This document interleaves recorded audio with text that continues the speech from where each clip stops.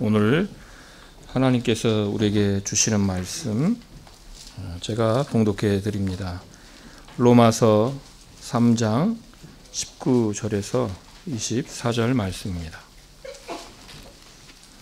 로마서 3장 19절에서 24절 말씀.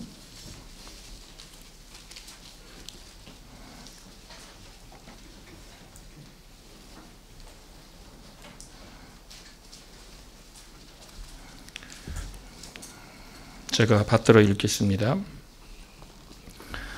우리가 알거니와 무릇 율법이 말하는 바는 율법 아래에 있는 자들에게 말하는 것이니 이는 모든 입을 막고 온 세상으로 하나님의 심판 아래에 있게 하려 함이라.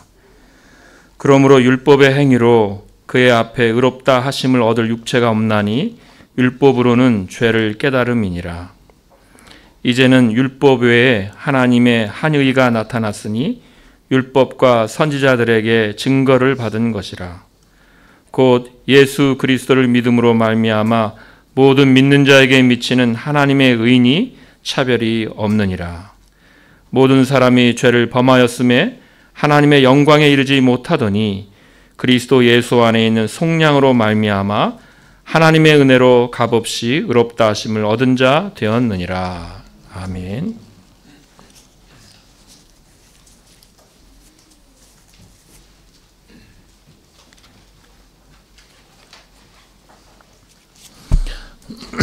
네, 오늘 전도 초청 주일이었는데요.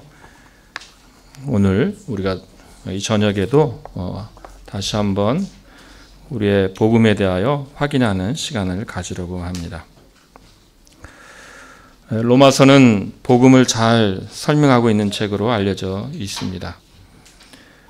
특별히 오늘 우리가 이렇게 함께 본 로마서 3장은 율법에서 복음으로 중심 주제가 바뀌는 부분입니다. 우리가 알거니와 무릇 율법이 말하는 바는 율법 아래에 있는 자들에게 말하는 것이니 이는 모든 입을 막고 온 세상으로 하나님의 심판 아래 있게 하려 함이라. 이렇게 말씀하죠. 모든 입을 막았다는 것은 할 말이 없다는 것이죠. 할 말이 없다는 것입니다. 율법은 온 세상을 하나님의 심판 아래 있게 하고 그 누구도 거기에서 할 말이 없는 겁니다. 사람들은 비참합니다. 그러나 그 비참함이 어디서 오는지를 모르죠. 인간은 낙원에서 쫓겨났지요. 낙원에서 쫓겨난 이후로 인간은 비참을 겪고 있습니다. 고향을 떠나서 사는 것은 쉬운 일은 아닙니다. 그런데 이 인간의 고향은 무엇입니까? 하나님과 깊은 그 교제를 했던 그 낙원 에덴 동산이지요. 하나님과 함께하는 것, 하나님과 복된 교제를 누리는 것이 인간의 고향입니다. 그러나 인간은 하나님을 떠났고 타향살이를 하고 있는데 죄의 종살이를 하고 있는 것입니다. 타향살이 자체로 비참한데 죄에 대하여 종살이를 하고 있기 때문에 정말 비참합니다. 낙원에 있지 못한 것이 비참한 것이고 참 안식이 없이 방황하고 있으니 비참합니다. 그래서 이제 고향으로 돌아가야죠. 하나님께로 돌아가서 하나님 안에서 안식할 때 거기가 고향이고 거기가 쉴 곳입니다. 인간은 하나님의 형상 아닙니까? 그러니까 하나님과 교제하기 위하여 교제하며 살도록 지음받았는데 하나님과 교제하는 것, 그것이 인간의 그 고향이 됩니다. 성경에서 애굽에서 종살이하던 이스라엘 민족 이야기가 나옵니다. 출애굽기 나오죠. 종살이의 그 고약함과 비참함을 거기서 잘 말해줍니다. 하나님을 떠나 사는 것은 단순한 타향살이가 아니라 비참한 종살이입니다. 인간은 죄에 매여서 비참한 생활을 하는데 거기서 이제 해방되어서 하나님 나라에 속한 자로서 원래 속한 자, 원래 소속이었던 곳, 하나님과의 복된 교제 가운데 살아야 하는 것입니다. 그런데 이런 인간의 비참함을 사람들이 아나요? 모릅니다. 어디서 알 수 있습니까? 율법에서 알 수 있습니다. 율법은 하나님께서 해야 할 것과 하지 말아야 할 것을 알려주신 하나님의 뜻입니다. 20절에서 율법으로는 죄를 깨달음이니라 그러지 않았습니까? 성경이 주어지지 않은 자들에게도 그들에게도 죄와 비참함에 대한 지식이 있습니다. 그래서 로마서 2장에 보면 이 본성을 따라서 그들이 율법을 안다고 하였습니다. 하나님께서 주신 양심이 있어서 어떤 잘못을 범하면, 죄를 범하면 잘못했다는 것을 느끼고 죄책감을 갖게 되어 있습니다. 율법이 없는 이방인이 본성으로 율법의 일을 행할 때에는 이 사람은 율법이 없어도 자기가 자기에게 율법이 되나니 이런 이들은 그 양심이 증거가 되어 그 생각들이 서로 혹은 고발하며 혹은 변명하여 그 마음에 새긴 율법의 행위를 나타내느니라고 하였습니다. 율법이 이스라엘 민족에게 분명히 주어졌지만 이방인에게도 흐릿하게지만 주어졌다는 것입니다. 그 마음에 주어졌습니다. 양심이 증거하고 생각들이 고발하고 변명합니다. 양심은 어떤 행위에 대한 옳고 그름, 선과 악을 구별하는 도덕적 의식이나 마음씨 이렇게 사전에 되어 있어요. 그러니까 사전도 우리 인간의 의식에 있는 이 도덕적 의식과 마음을 인정하고 있는 거죠. 양심을 라틴어로 콘 스키엔티아는 사이언스예요. 지식이에요, 지식. 콘은 뭡니까? 함께 아는 지식이 양심입니다. 자기가 뭔가 혼자 양심에 찔리는 일을 합니다. 양심에 찔린다 그러잖아요. 왜냐하면 자기 혼자 아는 게 아니죠. 다른 사람 누군가가 이걸 아는 것 같은 거예요. 그러니까 양심에 찔리죠. 콘스켄타 누가 아는 걸까요? 하나님이 알고 계신 것입니다. 나의 잘못을 나만 아는 것이 아니라 하나님이 안다. 이 의식이 양심입니다. 우리의 양심이 고발합니다. 그거 잘못했잖아. 그러면 안 되잖아. 이렇게 고소하고 또 변명합니다. 어쩔 수 없었잖아. 그건 내 잘못이 아니야. 그래도 그렇게 하면 안 되지. 그럼 변명이 안 돼. 이렇게 이 본성에 있어서 사람의 마음에서 이것들을 서로 논하고 있는 것입니다. 그래서 헬라인이나 유대인이나 이방인이나 다 율법 아래서 하나님의 심판 아래 있게 되는 것입니다. 우리의 본성이 율법이 되는데 그러나 더 분명한 것은 하나님께서 우리에게 주신 그 율법입니다. 하나님께서 무엇을 요구하셨습니까? 정말 율법이 많이 있지만 예수님께서 그 율법을 요약해 주셨죠. 마태복음 22장 37절에 40절 말씀에서 이렇게 예수님께서 말씀하십니다.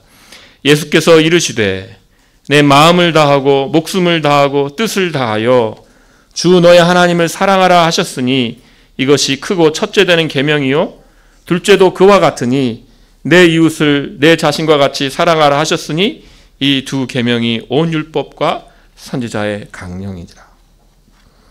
이 두 계명이 온 율법과 선지자의 강령이니라. 그래서 첫째 되는 계명은 내 마음을 다하고 목숨을 다하여 뜻을 다하여 주 너의 하나님을 사랑하라 이것이고요.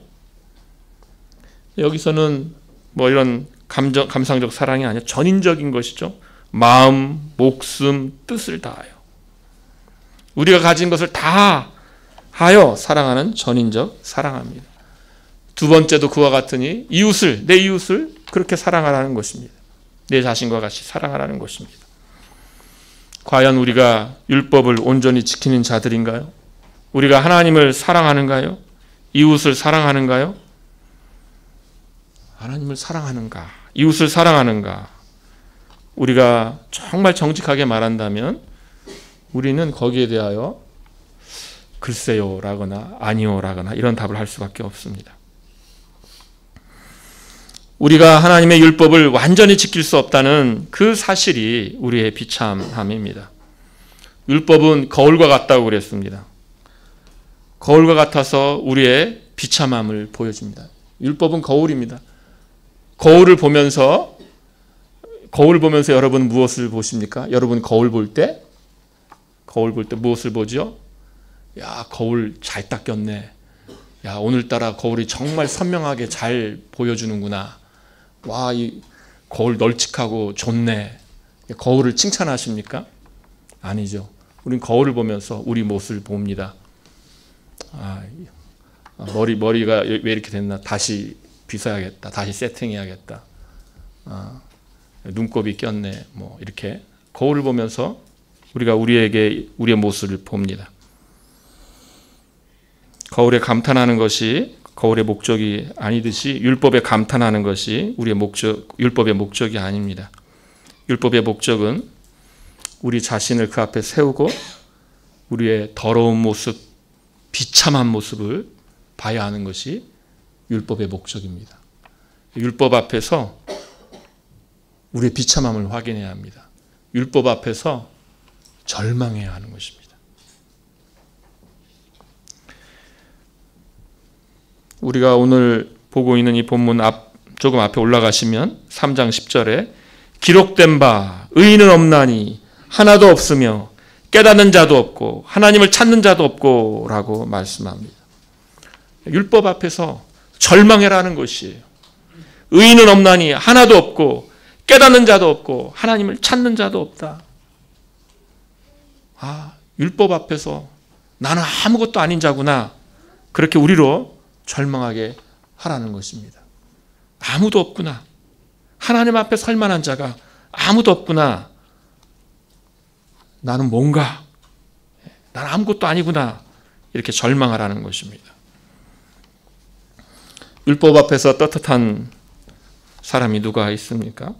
하나님을 정말 그 말씀을 따라 사랑하나요? 이웃을 정말 그렇게 사랑할 수 있나요? 아닙니다. 우리는 우리의 삶이 정말 증명하죠. 뭘 증명합니까? 비겁함을 증명합니다. 하나님을 사랑하고 이웃을 사랑하는 것, 그러나 실제로는 우리는 비겁합니다. 우리의 지위와 이득을 위해서 하나님의 뜻을 왜곡하고 이웃을 사랑하지 않습니다. 하나님께서 우리의 숨어있는 그 모든 마음을, 우리의 그 비겁함들을, 그 왜곡들을, 꼬인 부분을 다 끄집어낸다면 우리는 부끄러워서 정말 가장 깊은 곳에 숨고 싶을 겁니다. 율법에 대한 지식이 있는 자는 타락한 인간이 단 하나의 계명도 온전히 지킨 적이 없음을, 단 하나의 계명도 온전히 지킬 수 없는 상태임을 인정할 것입니다. 그런데 우리가 어떻게 율법 앞에서 절망하지 않을 수 있겠습니까? 하나님을 사랑하며 이웃을 사랑하며 살 수 있겠습니까? 우리는 못합니다. 우리는 아무것도 할 수 없습니다. 이렇게 우리의 무능을, 우리의 절망을 고백할 수밖에 없는 것이죠. 우리는 왜 하나님의 율법을 완전히 지킬 수 없는 건가요? 왜 우리는 하나님을 온전히 사랑하지 못하고 왜 우리는 이웃을 온전히 사랑하지 못하는 걸까요? 에베소서 2장 3절에서 이렇게 말씀합니다.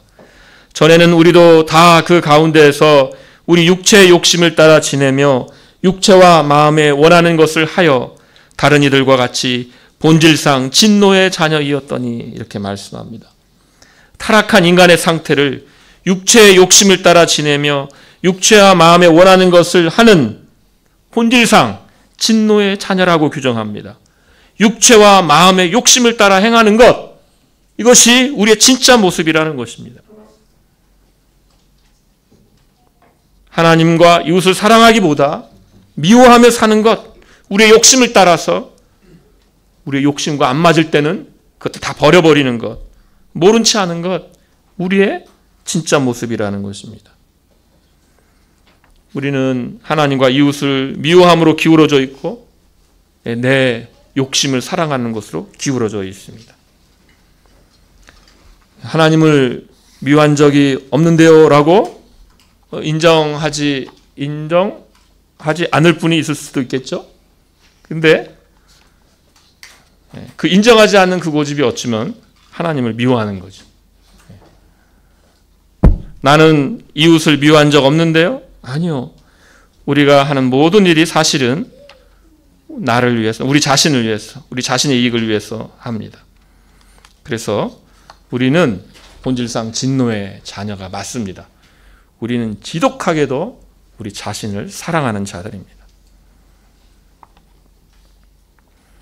우리가 오늘 오전에도 보았듯이 이 시대는 이런 율법을 그냥 가볍게 생각하죠. 어떤 법을 가볍게 생각하고 그럼 뭐 그런 율법을 말하냐, 뭐 하나님이 주신 도덕법을 말하냐 이렇게 말하지만, 그러면서 기독교가 편협하고 배타적이라고 말하지만, 그러나 정말 이런 범죄 행위들, 오늘 오전에도 목사님께서 언급하셨던 이런 아우슈비츠의 이런 인종 청소를 하기 위한 그런 계획 도시, 정말 잔인하죠. 정말 끔찍합니다.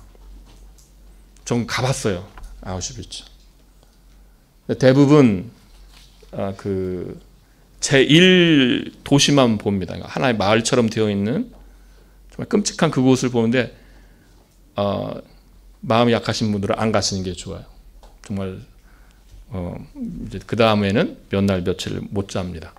너무 잔인하기 때문에. 근데 저는 제2 계획 도시도 보자 갔어요. 진짜 그러니까 우리가 지금 계획 도시 짓잖아요. 아파트 뭐 짓는 이런 계획 도시. 그런 식으로 어떻게 하면 더 많이 사람들을 빨리 죽일 수 있을까? 그런 계획 도시를 만들었어요. 근데 활용이 되진 않았대요. 근데 만든 도시가 남아 있습니다. 그것을 이렇게 보고 있으면 정말 인간이 뭔가 이런 생각이 듭니다. 인간이 뭔가.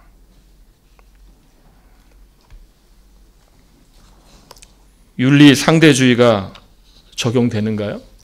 아무리 윤리 상대주의를 말한다고 해도 그건 잘못된 거야 라고 누구나가 다 말할 것입니다.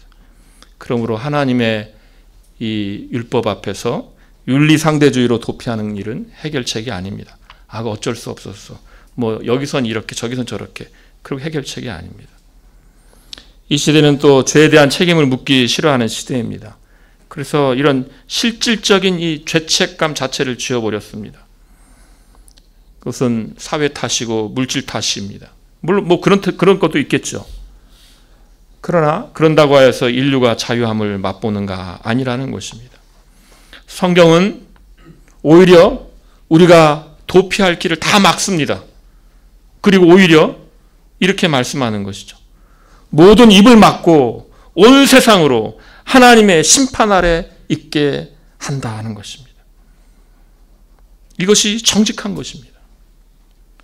아무리 부정해야 부정할 수 없는 사실은 우리는 다른 동물과 다른 하나님의 형상으로서 인간이라는 것입니다.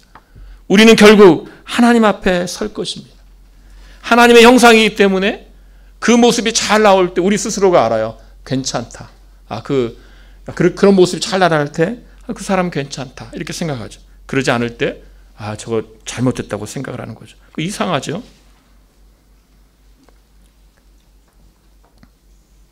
하나님께 범죄한 첫 번째 하나님의 형상인 아담을 하나님께서 그 범죄 후에 찾으셨습니다. 아담아, 내가 어디 있느냐 이렇게 그렇게 찾으셨던 하나님께서 지금도 내가 어디 있느냐라고 지금 찾고 계시는 것이죠. 그 심판 아래에 있는 그 비천 가운데 있는 그 절망 가운데 있는 그 사람을 향해 하나님께서 내가 어디 있느냐라고 찾고 계신 것입니다. 21절에 그러나 이제는 율법 외에 하나님의 한 의가 나타났다고 하십니다. 율법의 행위로 하나님 앞에 설 수 없기 때문에 이제 율법의 한 의가 나타났습니다. 하나님의 의가 나타났습니다. 아무리 율법의 행위를 온전히 하려고 해도 무능하고 우리는 죄악된 자들이라 절망스러운 모습만 증명됩니다. 그래서 결국 아무리 율법을 따라 행한다 하여도 결국 결론은 절망입니다. 심판 아래 있는 것밖에 없습니다. 여러분은 어디에서 발견되기를 원하십니까? 여러분이 성취한 그 성취 가운데 발견되기 원하십니까? 여러분이 읽어놓은 어떤 율법의 행위에서 발견되기 원하십니까? 난 이만큼이나 했다. 난 이만큼 했다. 그게 하나님께 받아들여질 수 있을까요? 열심히 살아서 성취를 만들어내고 그 성취에서 발견되면 행복할까요? 우리의 삶이 하나님 앞에서 얼마나 대단한 삶이 될 수 있을까요? 전도자가 이르되 헛되고 헛되며 헛되고 헛되니 모든 것이 헛되도다. 해 아래에서 수고하는 모든 수고가 사람에게 무엇이 유익한가 라고 하였습니다. 사람이 아무리 수고해봐야 헛된 것이죠. 결국 죽음과 함께 우리 영혼이 이 땅의 삶을 마감하고 하나님께 올라갈 때 무엇이 거기에 있겠습니까? 이 땅에 썩어질 것 안에서 발견될 것이 무엇이 있겠습니까? 여러분은 어디에서 여러분은 발견되기를 원하십니까? 온갖 부패한 행위들과 썩은 마음들과 욕망들 안에서 발견될 것입니까? 사도 바울은 이렇게 고백합니다. 빌립보서 3장 4절에서 9절 말씀, 사도 바울이 어디서 발견되는지를 잘 들어보시기를 바랍니다. 그러나 나도 육체를 신뢰할 만하며 만일 누구든지 다른 이가 육체를 신뢰할 것이 있는 줄로 생각한다면 나는 더욱 그러하리니 나는 8일 만에 할례를 받고 이스라엘 족속이요 베냐민 지파요 히브리인 중에 히브리인이요 율법으로는 바리새인이요 열심으로는 교회를 박해하고 율법의 의로는 흠이 없는 자라. 그러나 무엇이든지 내게 유익하던 것을 내가 그리스도를 위하여 다 해로 여길 뿐더러 또한 모든 것을 해로 여김은 내 주 그리스도 예수를 아는 지식이 가장 고상하기 때문이라. 내가 그를 위하여 모든 것을 잃어버리고 배설물로 여김은 그리스도를 얻고 그 안에서 발견되려 함이니 내가 가진 의는 율법에서 난 것이 아니요 오직 그리스도를 믿음으로 말미암은 것이니 곧 믿음으로 하나님께로부터 난 의라. 네, 긴데 그래야 지금 사도 바울이 어디서 발견 안 되고 어디서 발견되는지를 말하기 때문에 길게 보았습니다. 그리스도를 얻고 그리스도 안에서 발견되기를 원한다고 합니다. 나머지는 배설물로 여기겠다고 합니다. 그의 가문을 보세요. 이스라엘 족속이요 베냐민 지파요 히브리인 중에 히브리인이다. 그의 학문은 무엇입니까? 사도행전 22장 3절에 보면 사람들의 존경을 받는 가말리엘 문화에서 배웠다라고 하죠. 그의 율법은 어떠합니까? 율법의 의로는 흠이 없는 자라 이렇게 말합니다. 그러나 이 모든 것을 배설물로 여기겠다. 왜냐하면 이런 것들 안에서 발견되고 싶지 않다는 거예요. 그의 가문에서 그의 성취에서 율법의 행위에서 그건 다 배설물이라. 나는 그리스도 안에서 발견되기를 원한다는 것입니다. 율법의 의로는 흠이 없다 말하는 이 사도, 이 바울 사도는 그것이 배설물로 여긴다고 합니다. 율법의 의가 하나님 앞에서 아무것도 아님을 알기 때문입니다. 율법은 오히려 죄를 깨닫게 하는 것이. 그래서 모든 입을 막게 하고 하나님의 심판 아래 세웁니다. 하나님의 놀라운 일하심은 바로 예수 그리스도입니다. 이제는 율법에 하나님의 한 이가 나타났으니 율법과 선지자들에게 증거를 받은 것이라고 합니다. 율법과 선지자들에게 증거를 받았다는 것은 구약에서, 율법과 선지자는 구약을 말하죠. 구약에서 이미 예수 그리스도를 증거했다는 것입니다. 구약은 오실 메시아 그리스도를 기다린 것입니다. 구약도 증거하고 있고 신약이 증언하는 하나님의 의, 그것은 무엇인가? 예수 그리스도를 믿음으로 말미암아 모든 믿는 자에게 미치는 하나님의 의입니다. 그래서 예수 그리스도께서 갑자기 그냥 뚝 떨어진 게 아니라 하나님께서 그 놀라운 계획 가운데에서 이 계획을 진행시키신 것이죠. 왜 믿음으로 말미암는 의를 말하는 것입니까? 믿음이 가진 능력 때문인가요? 아닙니다. 믿음의 대상 때문입니다. 예수 그리스도, 이 믿음의 대상 때문입니다. 만약 우리가 믿음의 대상이 잘못되면 헛것이죠. 그래서 믿는다고 할 때 믿음의 대상이 정말 중요합니다. 믿음의 대상이 불분명하면 어떤 때는 믿음 자체가 우상이 될 수 있는 것이죠. 믿음 하다 보면 믿음의 대상 누구입니까? 예수 그리스도입니다.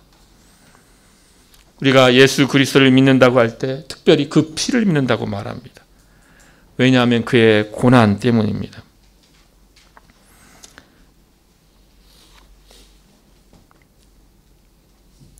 하나님께서는 하나님의 의는 그저 용서하시는 그 의를 포기하시면서 용서하시는 그 의가 아니라 하나님께서는 그 의를 포기하지 않으면서 우리를 구원하시는 그 의입니다.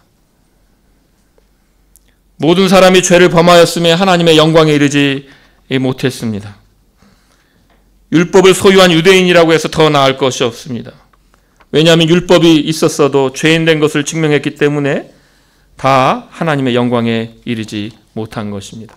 율법이 없는 헬라인이나 율법이 있는 유대인이나 차별이 없이 하나님의 영광에 이르지 못했습니다. 그러니까 모든 인간은 죄인이고 율법이 말하는 바대로 모든 입을 막고 온 세상으로 하나님의 심판 아래 있게 하려 함인 것이죠. 그래서 우리는 하나님의 심판 아래 있고 하나님의 율법은 하나님께서 죄를 미워하시며 죄를 심판하심을 분명히 알려주는 것입니다. 그래서 예수님을 믿어야 하는 것입니다. 예수님의 속량하심 때문에 우리는 예수님을 믿어야 하는 것입니다. 오늘 우리 본문 밑에 밑에 부분을 보시면 26절에서 하나님께서 자기의 의로우심을 나타내사 자기도 의로우시며 또한 예수 믿는 자를 의롭다 하려 하심이라고 말씀합니다.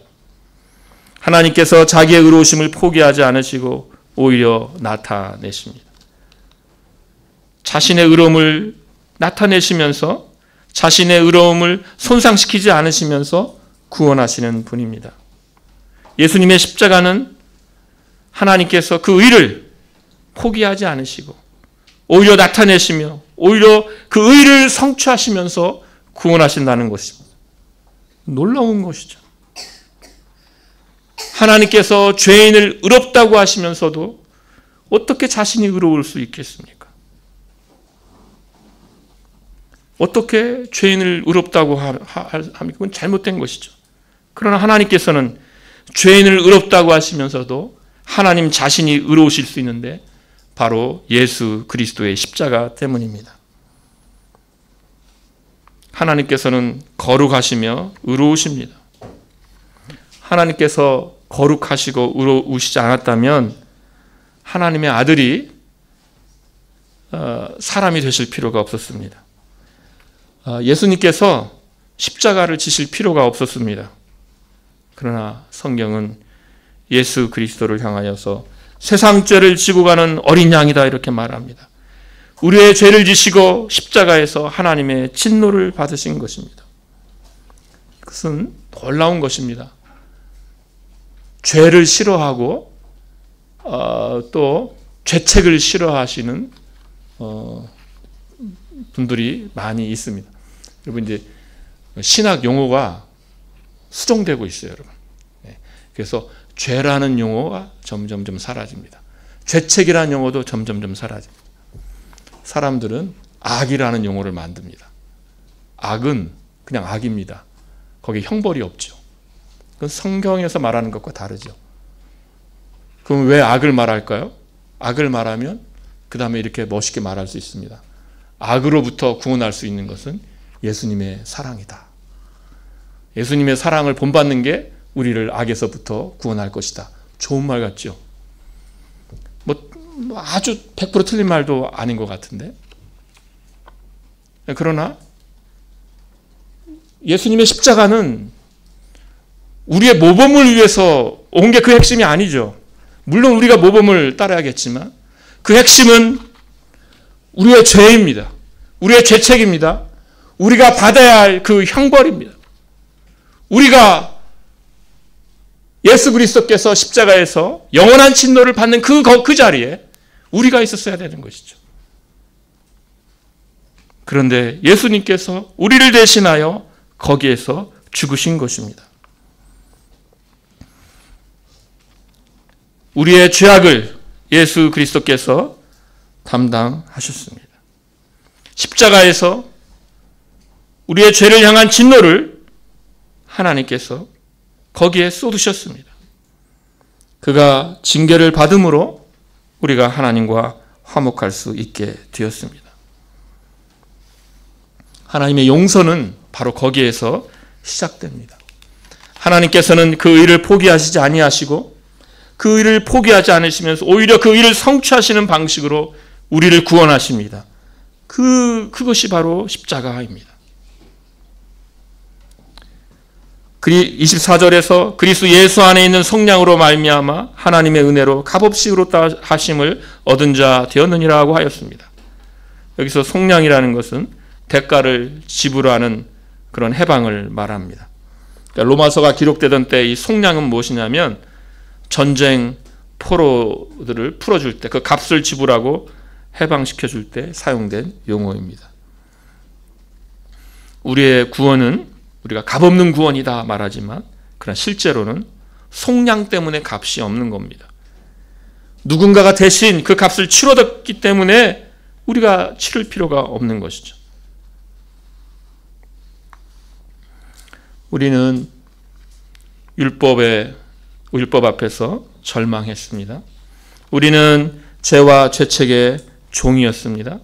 그러나 이 예수님께서 속량하심으로 예수님께서 그 피를 흘리심으로 죄의 포로된 죄책의 포로된 우리를 해방시키셨습니다. 그래서 마가복음 10장 45절 말씀에서 인자에 온 것은 섬김을 받으려 함이 아니라 섬기려 하고 자기 목숨을 많은 사람의 대속물로 주려 함이라 이렇게 말씀하셨습니다. 예수님께서는 섬기기 위해 오셨죠. 그러나 그것은 사랑의 모범이 핵심이 아닙니다. 자기 목숨을 많은 사람의 대속물로 주려 함이니라 하는 것이죠. 그래서 하나님께서 우리를 용서하실 때는 이 너무나도 큰 값이 지불된 것입니다. 하나님의 아들이 하나님과 동등한 그 본질을 가지신 그분이 피조물의 본성을 자기의 본성으로 취하시고 종의 형체를 자기의 본성으로 취하셔서 이 땅에 오시고 너무나도 우리가 생각할 수 없는 너무나 놀라운 신비이죠. 그리고 오셔가지고 십자가에서 죽으셨다는 것입니다. 이것이 속량이요 구속이요 대속이다 이렇게 우리가 말하는 것입니다. 3장 25절에 그 피로서라고 말합니다. 피로서 믿음으로 말미암는 화목제물로 세우셨다 이렇게 말씀하는데요. 예수님께서 십자가에서 흘리신 그 피, 왜 우리가 피를 말합니까? 그 생명을 다 내어주셨기 때문에 우리가 피라고 하는 것이죠. 히브리서 9장 22절 말씀에 피 흘림이 없이는 죄사함이 없느니라고 했습니다.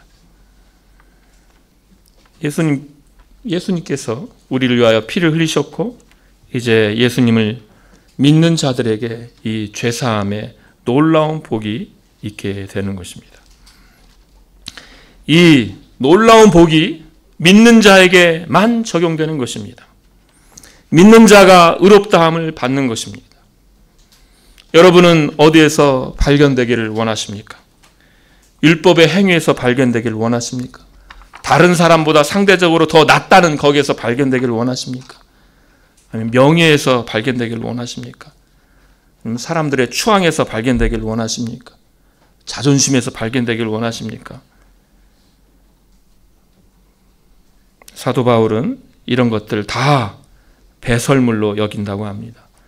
오직 그리스도 안에서 발견되기를 원한다고 합니다. 십자가에서 보여준 그 하나님의 진노, 우리에게 있어야 할 그 진노, 그런데 예수 그리스도가 그를 나를 대신하여서 받으셨다는 것.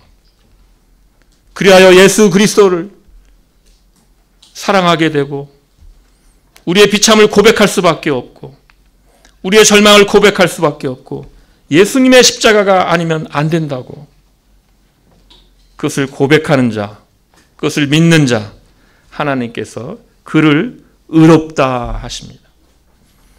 의롭다 한다는 것은 의롭게 만든다는 게 아니라 하나님께서 의롭다고 선언한다는 것입니다. 우리의 남아있는 삶에 늘 우리의 부패가 발견되겠지요. 우리의 부족함이 늘상 발견돼서 우리는 또 우리 자신에 대해 실망할 것입니다. 그러나 예수님의 피가 있습니다. 우리의 속량, 무한한 가치의 그 속량하심이 있습니다. 그래서 하나님께서 의롭다고 선언하신 그 선언이 계속 유효합니다. 예수님을 믿어 사나 죽으나 위로가 무엇이냐? 위로가 무엇입니까, 여러분? 위로가 무엇이냐고 묻는 이에게 나의 위로는 내가 예수님의 소유다라는 것이다, 이렇게 고백하시고, 예수님을 믿는 자로서 예수 그리스도께 내가 속해 있다. 내가 예수 그리스도의 사람이다. 나는 예수 그리스도에게서 발견되겠다.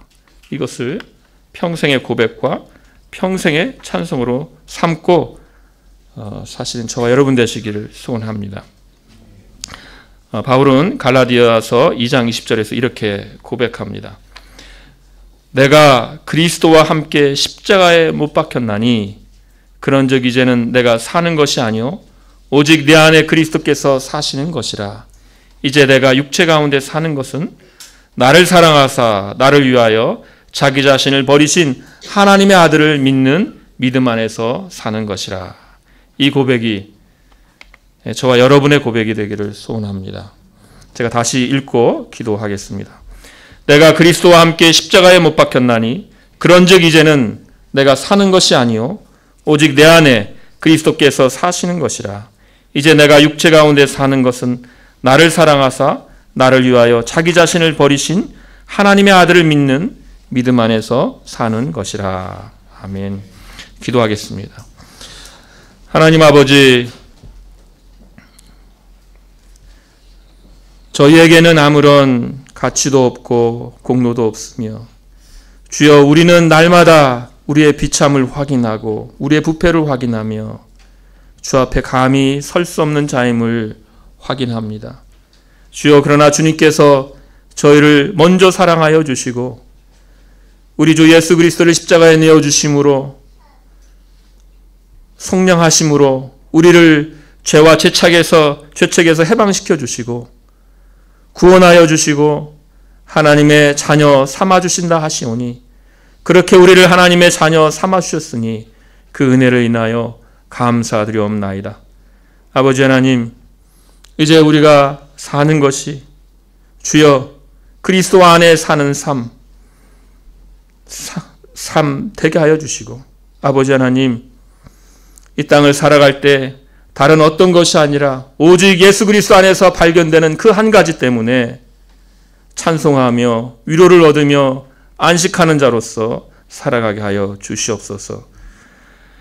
감사드리오며 예수님의 이름으로 기도하옵나이다. 아멘.